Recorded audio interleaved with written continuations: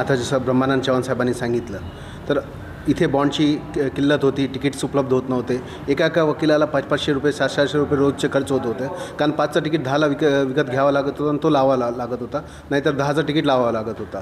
मी त्यासाठी निवेदन देऊन नोव्हेंबरमध्ये निवेदन दिलं होतं आणि नोव्हेंबरपासून पाठपुरावा करत होतो. शेवटी मी खोतकर साहेबाकडे गेलो. खोतकर साहेबांनी सकाळी 9 वाजता रविवारच्या दिवशी कलेक्टर साहेबांना फोन लावला. कलेक्टर साहेबांनी सुद्धा तात्परते त्याची दखल घेतली आणि आज 21 कोटी 20 लाखाचे बॉन्ड्स उपलब्ध आहे आणि 70 लाखाचे तिकीट पण उपलब्ध आहे आणि हा वर्षभर टिकेल असं त्यांच्याकडे स्टॉक आहे.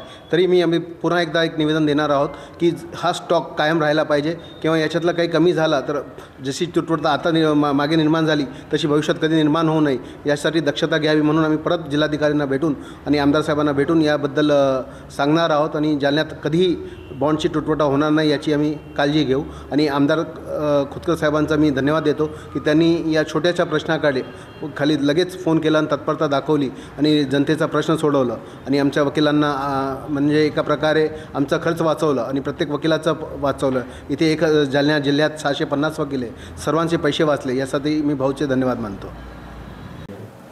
हां, आपल्या कोषागारामध्ये नॉन ज्युडिशियल स्टॅम्प्स आता 21 कोटी 50 लाख रुपयाचे आहेत.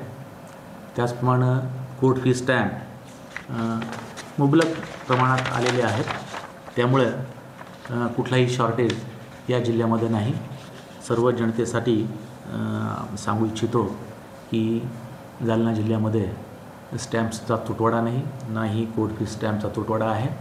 सर्व व्हेंडरला जे लायसन्स्ड होल्डर व्हेंडर आहेत त्यांना आपण त्यांच्या मागणीप्रमाणे पुरवठा करत आहोत.